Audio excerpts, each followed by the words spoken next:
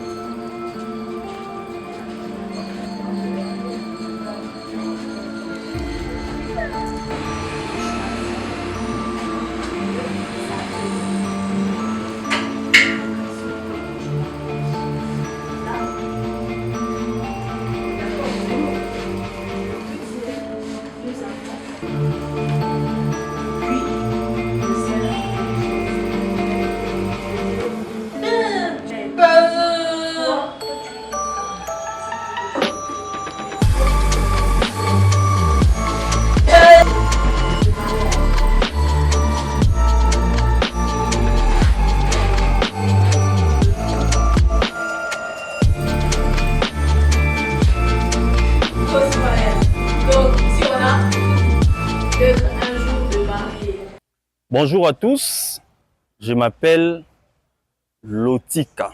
Je suis une femme sourde et je travaille ici au village Bondeko. J'encadre les enfants, je suis enseignante. À vous tous, vous me voyez aujourd'hui,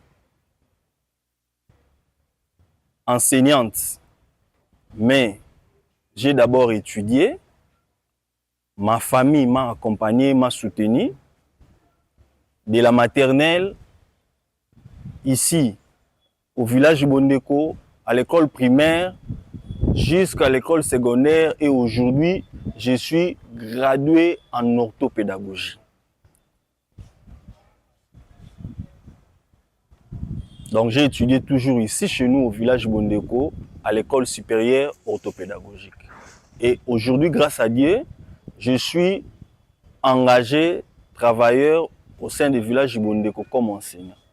Et voilà pourquoi je demande aux parents, vous qui avez des enfants handicapés chez vous à la maison, de les amener au village Bondeko pour apprendre différents métiers. Nous avons la menuiserie, la couture, la pédagogie. C'est comme moi.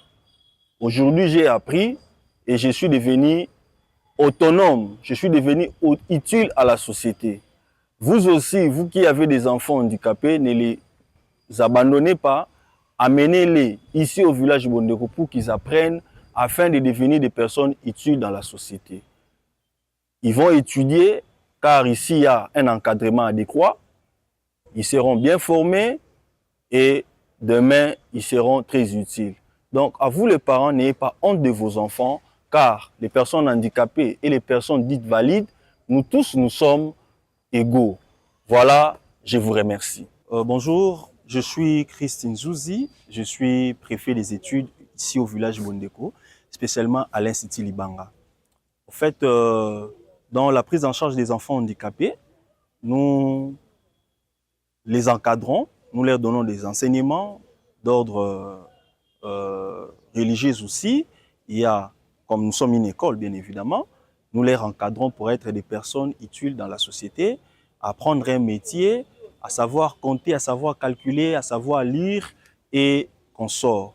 Pour qu'au finish, les personnes handicapées que nous encadrons ici chez nous au village Bondeko soient des personnes autonomes, soient des personnes utiles à la société. Donc, en gros, c'est tout ce que nous faisons comme travail. Mais comme vous le savez, bien évidemment, à part les encadrements d'ordre pédagogique, nous les encadrons aussi sur le plan spirituel, sur le plan formation intégrale de l'homme. Donc les formations que nous livrons ici sont des formations intégrales de l'homme. Donc il y a des formations spirituelles qui entrent là-dedans.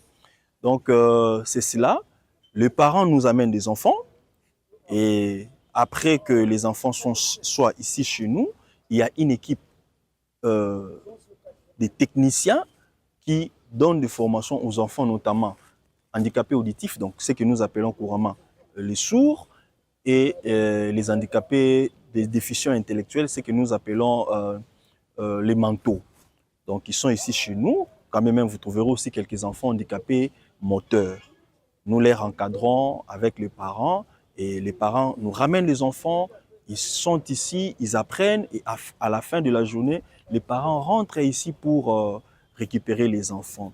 Comme défi que nous avons un grand défi de l'autonomisation de la personne handicapée, puisque nous nous disons, ils ont appris les métiers, ils ont appris à lire, à écrire, à compter, à calculer, mais au finish, le grand problème, c'est être placé quelque part, devenir autonome. C'est vraiment le plus grand défi, c'est pourquoi nous lançons appel aux personnes de bonne volonté. Nous demandons aux institutions étatiques et privées de nous venir en aide pour que, aujourd'hui, nous ne parlons plus des difficultés d'employabilité ou de l'autonomisation des personnes handicapées. Puisque aujourd'hui, s'ils sont autonomes, vous ne les verrez pas dans des rues pour quémander. Si aujourd'hui ils sont autonomes, vous ne les verrez plus dans des classes là des misérables. S'ils sont autonomes, ils vont se prendre à charge, comme certains enseignants, certains agents qui ont été encadrés, qui ont étudié ici chez nous et aujourd'hui sont devenus agents comme nous autres. Donc voilà les plus grands défis que nous avons. C'est pourquoi je lance un appel vibrant à toute personne de bonne volonté de nous venir en aide de façon que nous puissions lever